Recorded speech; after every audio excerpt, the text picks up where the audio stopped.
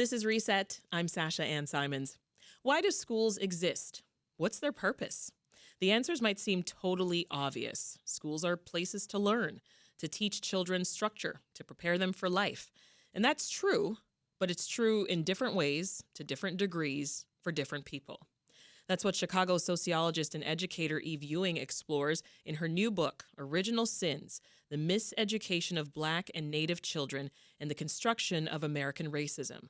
In it, Ewing traces how schools have been instrumental in upholding racial hierarchy and diminishing future outcomes for Black and Indigenous communities. And Eve Ewing joins us now with more. Welcome back to Reset. Oh, thank you so much for having me. Congrats on the new book. Thank you. Incredible. So we're in an interesting time. President Trump is swiftly carrying out his education agenda, if you will. He's talking about things like eliminating the Department of Education, ending important care for trans youth, reallocating other services. This is obviously going to have an impact, far-reaching impact on the ability to teach, for kids to learn and feel safe in schools. But I'm curious, Eve, beyond that, what is the impact beyond the tangible consequences? Well, the actions that we're currently seeing from this new presidential administration are in line with the way American history has often worked, but it's making what's not always as obvious, incredibly obvious in this case, and that is the use of schools to exert power to enact the dreams of the state. And in this particular case, it's a state that dreams of authoritarian control. It's a state that dreams of fascism. And so what we're seeing here is using schools as a place to make it very clear to people, especially vulnerable people, that you should be afraid. And the hope is that fear will keep people from action, right? The hope is that fear will keep people from dissent or from resistance. Mm-hmm. You wrote a recent piece for In These Times magazine. There's a quote in there. You say, to survive, we have to imagine the education we want for our babies and fight like hell to make it real. I believe that's how you closed the piece. Yes. Actually. What is your dream for kids today? Share that with us. Yeah, thank you so much for asking. It's really important to me that any young person that I interact with, in my family or otherwise, understands how powerful love is in this moment. And I realize that can feel kind of like soft and squishy at a time when, we see so much material danger. But I mean love like Baldwin meant love. I mean love like Dr. King meant love, right? I mean love that pushes you towards the capacity for radical action. Because this is a time when that fear that you're talking about, one of the things it can do immediately is cause people to turn against each other, right? It can cause, and we see this historically in all kinds of war and conflict across the history of the globe. It causes neighbors to turn against neighbors. It causes people to inform on each other, right? You start thinking, well, if I don't tell on this person, they're going to tell on me next. And when we do that, we are so lost, right? That this moment is going to require so much political cohesion, so much togetherness, and so much trust. And fear is the opposite of trust, right? And so I think that, young people moving with love and understanding that in this time when so much hate and so much harm is being sown across the country, loving your neighbor in a way that means you are called to protect your neighbor, loving yourself, loving your history in a way that means you are called to defend that self, defend that history. I feel like that's really crucial right now. I'm zooming in on the miseducation part of the Yes. title of your book. Of course, it makes me automatically think of Ms. Lauryn Hill. Absolutely. Absolutely. I know it's a Woodson reference, but it's both. It's both. I quote them both in the first chapter. Both. Yes. Yes. And I remember years ago, this had to be about just a couple years after she released that album in 98. Lauryn Hill was doing an interview and, folks were asking her, like, what do you mean exactly by miseducation? And of course, there's the general definition of, just being educated improperly. But she said, it was contrary to what the world says is education. It's education that came from life and from experience. So I feel like this, after reading your book, it seems fitting. Would you agree? Oh, very much so. I think, one of the first points that I try to make in the book and something that I draw from many of my mentors and collaborators is the difference between education and schooling. And so, schooling is an institutional thing. It happens in this kind of institutionally designated space.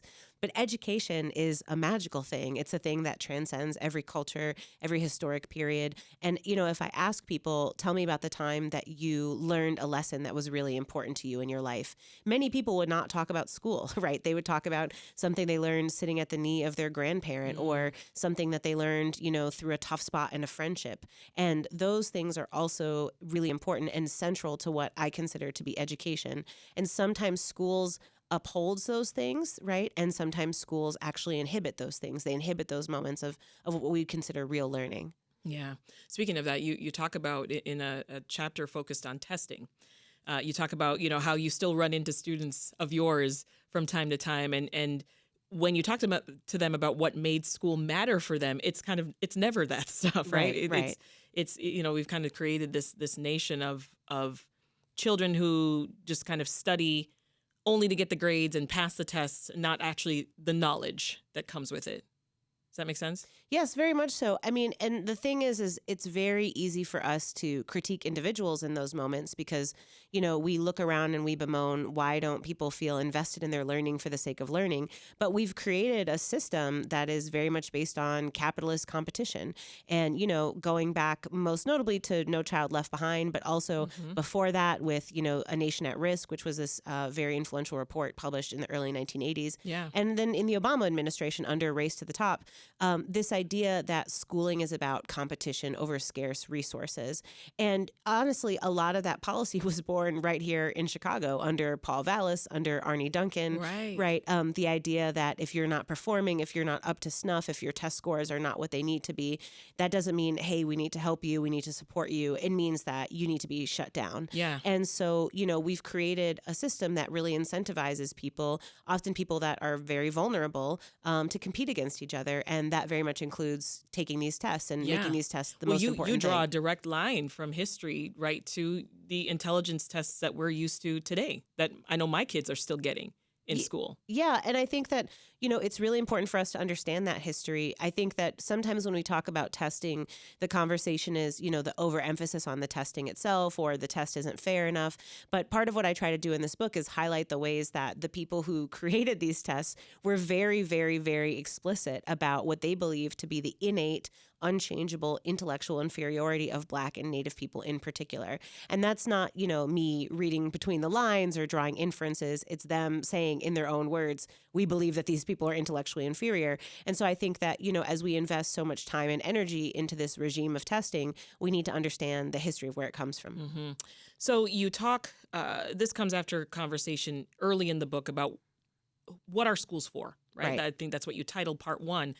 What are schools for? I feel like the real question here is who are schools for, especially, after reading how you've sort of broken up the sections there. You talk about schools for white people, schools for Black people, schools for Native people. So I want you to just kind of walk us through that racial hierarchy and sort of how it works in the classroom. Yeah, absolutely. So, the book is called Original Sins. And oftentimes when people refer to America's original sin, they are referring to slavery, to the institution of chattel slavery. And it's important for me in this book to talk about America's original sins as being both that institution of chattel slavery and also side by side the intentional genocide of indigenous people that precipitated land theft, massive land theft, right? And so the country that we live in now is, predicated upon those two things. There is not an alternate version of it, right? The country that we live in now was built on the stolen labor of stolen people on stolen land. And so, and in order for those thefts to take place, they required violence. They required everyday normalized violence on the part of everyday people as well as the military in order for that to happen. That's what it means to live in, a settler colonial nation that's based on the institution of slavery. Now, in the book, part of what I argue is that schools have not just kind of sat over here to the side innocently as these things are happening, but actually, since the origins of schooling in the United States, they've acted as what I call a laboratory to kind of hone and perfect the institutions that upheld this country as we've come to know it. And so what that means is that schools serve different purposes for different people. So as I outline, that especially towards the beginning of the 20th century and at times when there was a huge expansion of immigrants from Eastern and Southern Europe, that schools for white kids were really about making a place where they could assimilate into American culture and become citizens, become democratic leaders. And oftentimes when we talk about what schools are for, that's kind of where the story ends, right? We say, oh, schools are places where we all learn to get along. And there are amazing, again, direct archival sources from this time where school leaders said things like, if you put kids on the playground, after a few weeks, they won't even remember if they're an Italian kid or if they're Jewish, right? I've heard that too. Right. And it's intentional, the idea that, and that's why we have things like the Pledge of Allegiance, right? That's why, even as I talk about in the book, even things like recess, things like kindergarten and playgrounds, even what you eat in the lunchroom, all these things were intentionally designed by people who were dreaming of a unified white America. And at the same time, those Black people and Native people that were still here, are still here, posed a threat, a kind of existential threat, because in order to maintain this country that has rested on chattel slavery and bondage and indigenous genocide and land theft, you need to make sure that those people are not getting the message in schools that they should become too important or that they should take on too much leadership. And so as I outline in the book, there's this really strong history of schools for Black people being really used to reinforce the idea of subservience and of social control. And at the same time, schools for Native kids putting forth the lie that Native people were doomed to disappearance, that it is part of their destiny in this country to disappear, that is tragic, but, kind of necessary that they not stand in the way of progress. Yeah. And so, you named that section Disappearance by Design. Exactly. And so so that's in brief kind of the ways that schools have operated for these three different groups of people since these original points. If you're just tuning in, this is Reset. I'm Sasha Ann Simons, and we're chatting with Chicago sociologist Eve Ewing. Her new book, Original Sins: The Miseducation of Black and Native Children and the Construction of American Racism, is out now. So you had a pretty eye-opening experience in your early years as a middle school CPS teacher, Yes. Eve. This was over a field trip to Cook County Jail. Now, I want to hear more about that because I didn't even realize schools did that. Yes. And so I write about this story in the book. And basically, I was a teacher. I was an 8th grade teacher. And I found out towards the end of the year that there was a planned field trip that other adults in the building, adults who I would say I trusted and cared about and who I believe loved our students as well and cared about them, that they had planned a field trip for us to go to Cook County Jail. And the idea was that this was sort of like a scared straight situation. I taught at a school that was almost entirely Black kids. It was all students of color, and virtually all of them were Black on the South Side, like many CPS schools. And, it was just really stunning for me, the kind of unspoken assumptions that go into the decision to say, we're going to take some of our precious instructional time and spend it at, this very awful place, in jail. And so I felt uncomfortable with that. And I offered kind of like a alternative field trip where I said, okay, the Louder Than a Bomb Youth Poetry Slam documentary had just come out. It was showing at the Gene Siskel Film Center. And I said, anybody who, if you or your parents don't want to go on the jail field trip, you can come with me and we can go see that. Even if you're not in my class, we'll go see this documentary. Right. And so half the students went to the jail and half the students came on the documentary field trip. And, as I write in the book, I will never forget the moment of seeing the students who had gone on the Cook County Jail field trip filing back into my room. And what did that show you? There was a despair on their faces, and some of them were crying. And I think it really reminded me what I suspected, but what became obvious, which was there was a specific message we were sending them as the adults that are supposed to love them and care for them about what we believe is possible in their lives and who we believe they are. And they had internalized that message. And many of them, they felt very afraid. It had been a very traumatic experience. Some of them had family members and even parents that were also incarcerated. And so, I remember one of them said, I don't like thinking about my daddy in a place like that. Right. But at the same time, your fellow teachers thought this was a success, didn't they? Yes, absolutely. And, again, I keep emphasizing that I think that these were really caring and loving adults, not to, defend their decisions or their choices, but to say that I really think sometimes these conversations about racism in general, they get boiled down to people's individual biases, right, and beliefs and things that are very much at an individual level. And part of the argument I'm trying to make in this book is that a decision like that, we're going to take the middle school kids to jail, reflects this much broader set of cultural assumptions and frameworks that schools are, to use a current term, like this is a feature, not a bug, Yeah. right? That it's not that schools are sending this message by accident, right? But that this is actually baked into the history of what schools have been designed to do for a long time. So chapter 8 of this book is called Carceral Logics. I want you to break down what that is, specifically in reference to schools. And if we're lucky, maybe you'll read something. Sure. Thank you so much. Well, so carceral logics, many people listening might be familiar with the phrase school to prison pipeline. And what a lot of colleagues and scholars, especially I'll shout out Erica Miners, who's right here in Chicago at Northeastern. But what many writers and thinkers have pointed out is that when we talk about a pipeline, it suggests that, the school is over here, the prison is over here, and we are shuttling kids from one place to another. And that certainly happens. There are kids that get arrested in school. There are kids that have their first contact with the criminal legal system in school. Mm-hmm. But the idea of carceral logics is, carceral means related to prison, like a prison, right? And so even kids who never get arrested, even kids who might never get suspended or expelled or might never interact with a police officer directly in school, that there are ways in which the logic of the prison is normalized within the school. And so that means logics of control, logics of surveillance, right? Mm-hmm. Sometimes obvious things like having to walk through a metal detector to get into school, but also things like having to get a pass or being punished for being late or being in the hallway for too long. Why do we continue this structure? That is a great question. My kids walk through a metal detector every morning. Yes. And every afternoon as if it's just normal. Right. And that is a great question. And that's what we mean by carceral logics, right? Bringing things that are normal within the prison into the space of the school.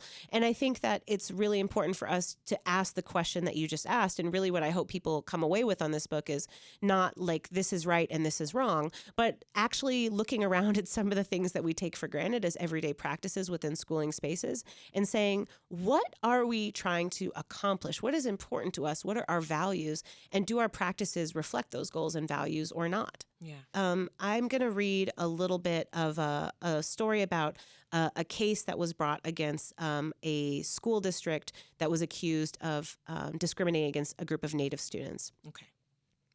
The school secretary referred to the kids as, quote, a bunch of wild Indians. One teacher physically shoved a student into a chair to force them to sit. When the parent reported the incident to the principal, she remarked that, quote, some kids need that. Some kids need that. In my days as a teacher, I heard variations on this phrase a lot.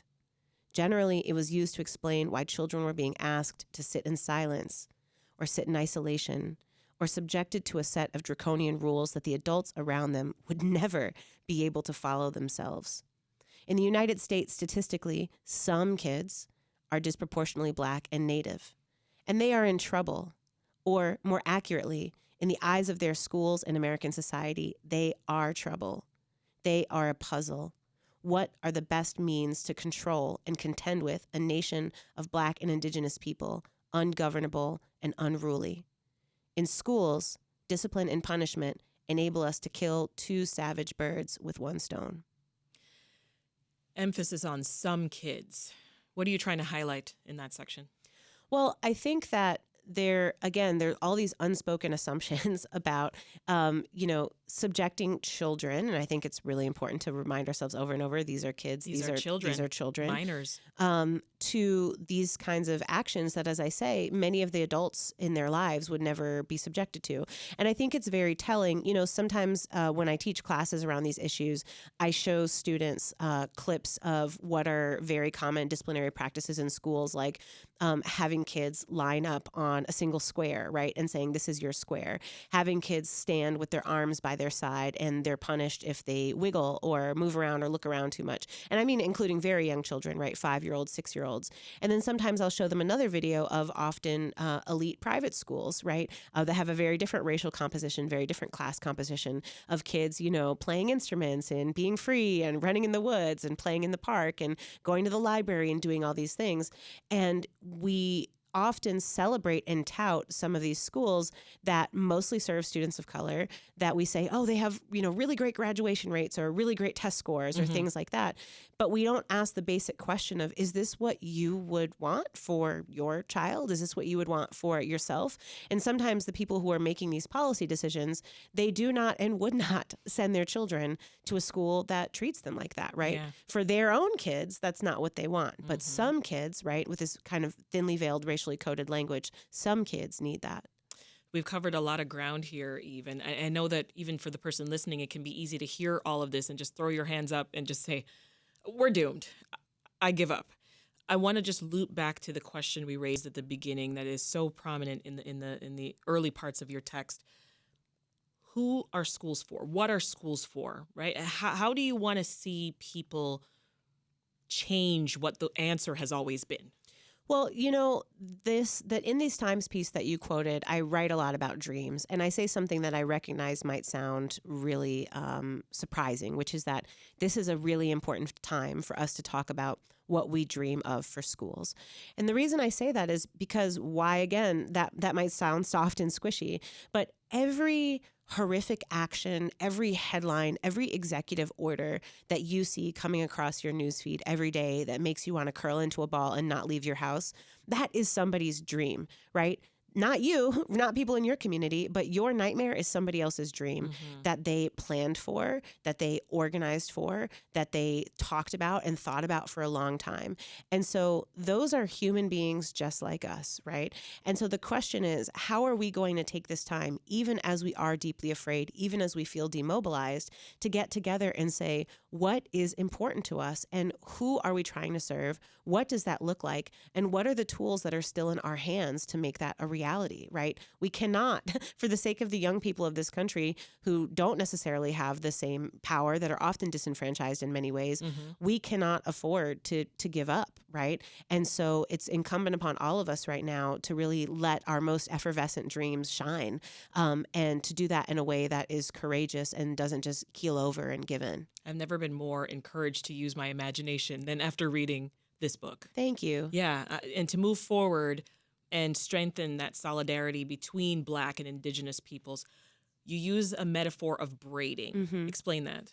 Sure. Well, I am a poet, and so I think that The metaphors are aplenty. I think that metaphors have instructive value, right? And part of why I talk about braiding is that braiding requires tenderness, braiding requires care, braiding requires intimacy.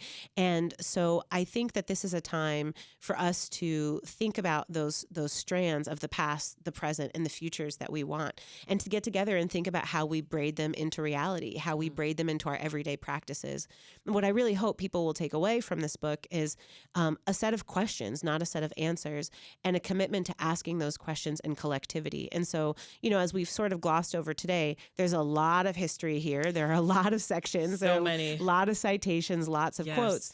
And some things will be very unfamiliar to some people. And what I hope is that for many people, they'll say, wow, this really reminds me of something that we did in my school, in my community growing up, or something that I saw in my kids' school, or something that I wish that I saw. And so, that to me is that spark where we build that collective power. And I really hope that people will get together with one another in the communities that are meaningful to you and say, how do we bring the schools and the learning spaces that we want into fruition in resistance right now? That's Chicago sociologist Eve Ewing. Her new book, Original Sins, The Miseducation of Black and Native Children and the Construction of American Racism. It's in stores now. Such a pleasure, as always, Oh, Eve. thanks. I'm so Thank grateful you to be here. Thank for you all so blessing much. us with your presence. Thank you.